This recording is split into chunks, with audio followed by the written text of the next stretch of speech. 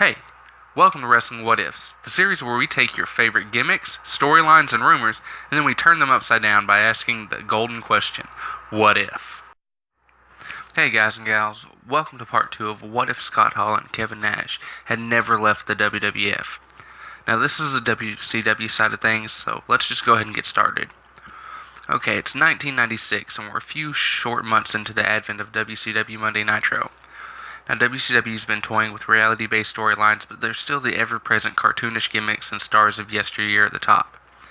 Now, in our world, Scott Hall showing up on Nitro is the catalyst for the NWO storyline, but that's not what's happening here. It's more of the same.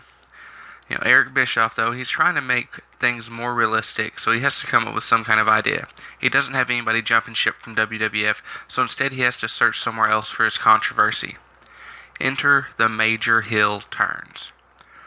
Now, we're going to start with some backstage assaults of high-profile WCW stars. Guys like Ric Flair, Arn Anderson, and even Harlem Heat are going to be attacked. And for a few weeks, it's going to be a mystery as to who is doing the attacking.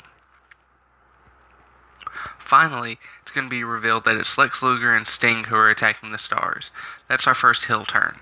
It's going to be scheduled at Bash at the Beach, a match between Sting and Luger versus Arn Anderson and Ric Flair. Halfway through the match, Flair's going to be injured and taken to the back, while Sting and Luger have Arn in the middle of the ring. Savage and Hogan are going to enter. Luger and Sting are going to powder out, and then Hogan and Savage are going to turn on Arn, attacking him with their finishers. In the ring, Hogan, Savage, Sting, and Luger all stand tall and announce themselves as the Wrestling World Order. They claim that they're sick of being the best and keeping WCW from going under while they get no respect. They then announce that they're going to destroy WCW and replace it with the WWO, and that's going to be the best of the best and nobody's going to stop them. The pay-per-view is going to end, just like the Bash at the Beach in our world, with the audience booing and throwing trash at them. Now, the next night on Nitro, the WWE are going to invade several different matches, injuring a few stars and establishing their dominance. Though this angle is close to the NWO angle for our world, it's definitely not going to be as hot. It is different, and it does seem to turn some heads to the WCW. In retaliation to the formation of the WWO, Ric Flair and Arn Anderson reformed the Four Horsemen with Chris Benoit and Mr. Perfect Kurt Hennig. They battle in a 4-on-4 match, but Hennig turns on them halfway through, adding a new member to the WWO.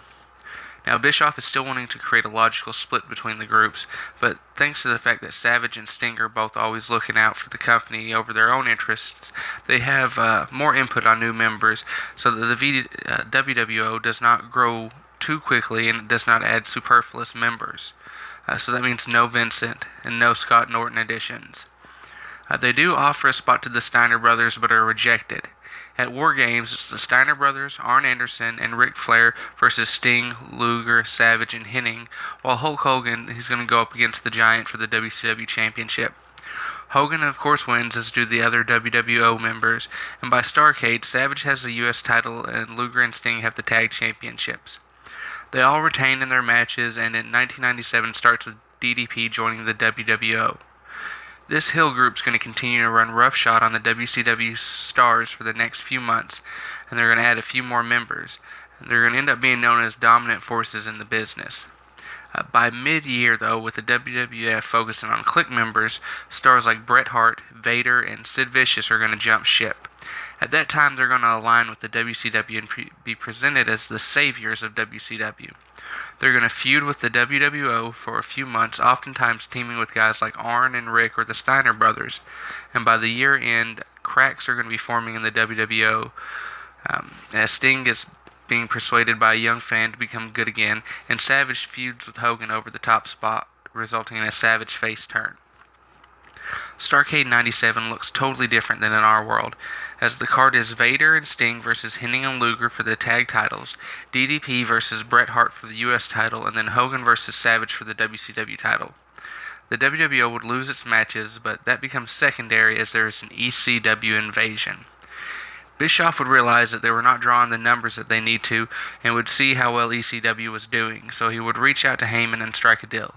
ECW would invade WCW, uniting the locker room against the common enemy, and guys like Sabu, Tommy Dreamer, Shane Douglas, the Dudleys, and even Raven would go up against the top stars of WCW. Heyman, though, would know his power of the situation, and the ECW stars would look tough and even win some of their matches. Paul would show up on Nitro and proclaim how he has the best stars in wrestling, and he was going to prove it. This is all going to come to head at a joint pay-per-view called the Great American Brawl. This would have brought the WCW up in ratings and reinvigorated WCW with a bit of attitude. Sting would develop a more hardcore character with face paint. This probably would end up looking like somebody applied it with no hands. And the pay-per-view would feature several hardcore style matches, but overall WCW is going to end up coming out on top. Now, with the added eyes on ECW, they're going to get a Wednesday night show on TNN that would premiere shortly after the pay-per-view. This would allow a bit of talent sharing between the two companies, which would benefit them both. At the beginning of 1998, a Thursday show would premiere, which would primarily focus on cruiserweights and younger talent who are going to battle over the mid-card U.S. title. It's going to raise the audience's awareness of both the title and the stars. The TV title is going to be the only thing defended on both Monday and Thursdays.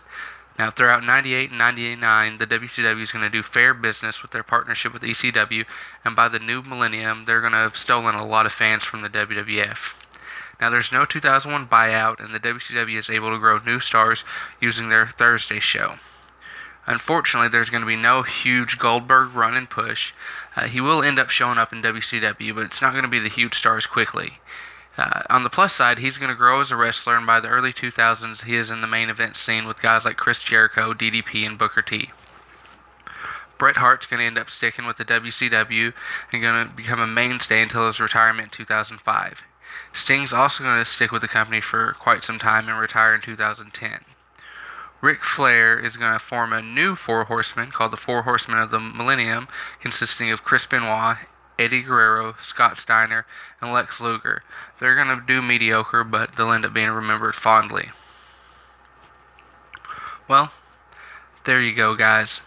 No big ratings boom, thanks to the NWO, but no faltering because of a stealth product. Also, there's no WWE buyout because there's no bad look for wrestling, thanks to risque techniques of the Attitude Era. So WCW is going to continue even after the Turner and Time Warner merger.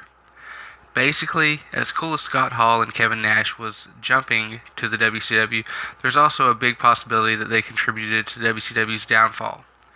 Of course, there are several things that I did not and could not cover that changed. But overall, this is my view of it and how everything would have went down. As always, whether you think this can be or it's just a fantasy, this is just one fan's opinion of what if. Hey, thanks for watching, and if you like what you saw, comment, subscribe, click that notification icon, and I'll see you next time for another episode of What If.